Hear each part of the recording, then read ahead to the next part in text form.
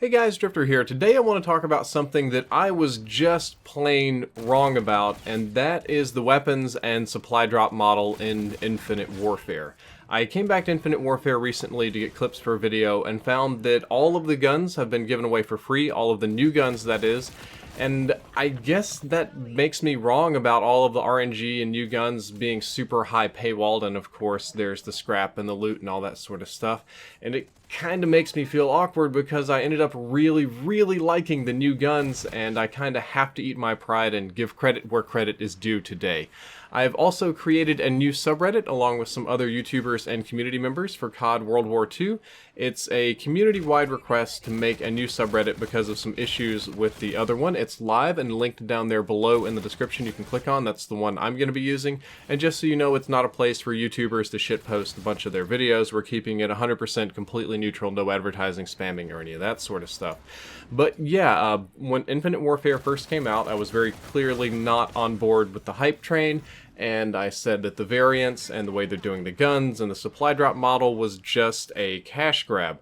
And you know, there was some pushback on that because it was the first one where we had scrap, and you can use scrap to unlock specific guns, and you can earn more scrap doing the challenges. So I'm like, yeah, but it's still kind of game for you spending money.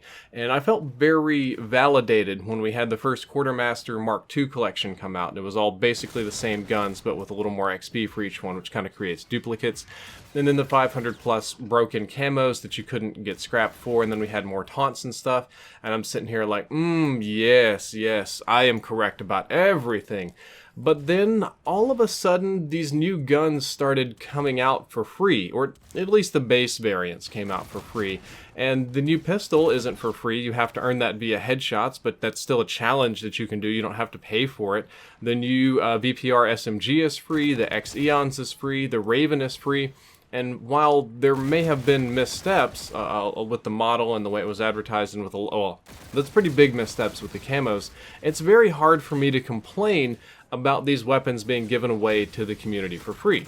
On top of that, over time and talking to other people that actively play and comparing to Modern Warfare Remastered, which I do play and is roughly analogous, I have to admit that the scrap system is vastly superior to Black Ops 3's crypto keys only, or to Advanced Warfare's sort of semi-random supply drop model. The scrap system makes way more sense for the customer. It allows you to work toward a specific thing that you want, albeit somewhat slowly. It does add up over time, and you get bonuses when you sign in. And all of these things are overall very positive and good things for RNG. Because RNG and the supply drops, they're there, they make money, they're going to stay, they're not going to go anywhere. But we need things that make them more consumer friendly, that allow you to unlock or progress down a certain path instead of the true random, or some of the issues with other games is like new loot would come out and it would just basically pollute the pool and make your odds worse. Well, these are steps against that. So while I still do not like Infinite Warfare, the base game, the way it plays, the specialists and all that, that's not for me. I will admit that this supply drop system is probably the best that we've ever had, and I gotta swallow my pride to say that, and I know a million people are gonna say I'm a COD cocksucker, I'm a sellout, I'm a fuckboy, and all this kind of stuff, but I believe in giving credit where credit is due, and I believe it is important for me as an individual, and for anybody really, a community, to admit when they're wrong and move on. And on that aspect, I ended up being quite wrong. Took a long time to get there, but that's how it is. And there's a second part of this video is that I have to admit the new guns are nothing short of amazing. I play every Call of Duty game. Now I'm balancing several of them. I've used tons of guns across a lot of Call of Duty guns. The last 3 that came out are some of the best and most unique and fun weapons I've played in a COD in a long time.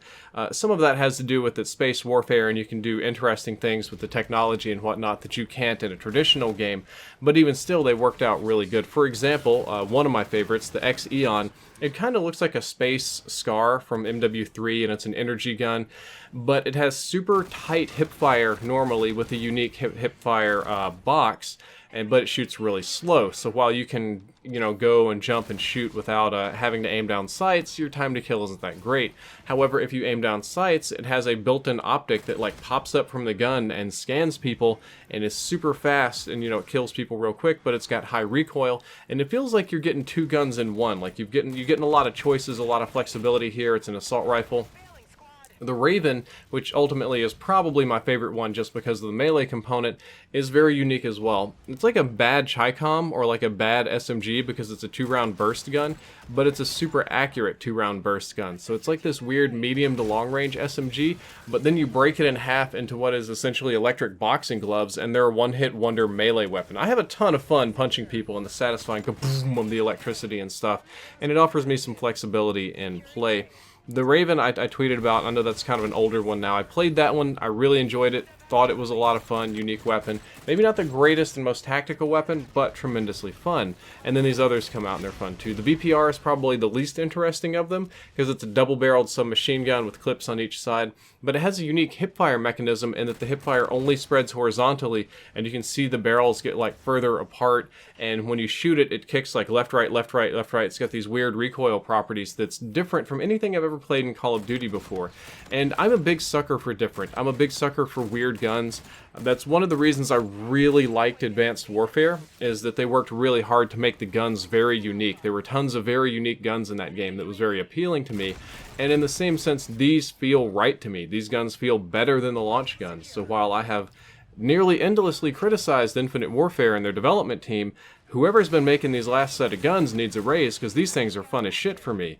The game still has problems. I don't want you guys to think that I'm going to jump right back on Infinite Warfare and be playing it and going back to in-depth and doing this.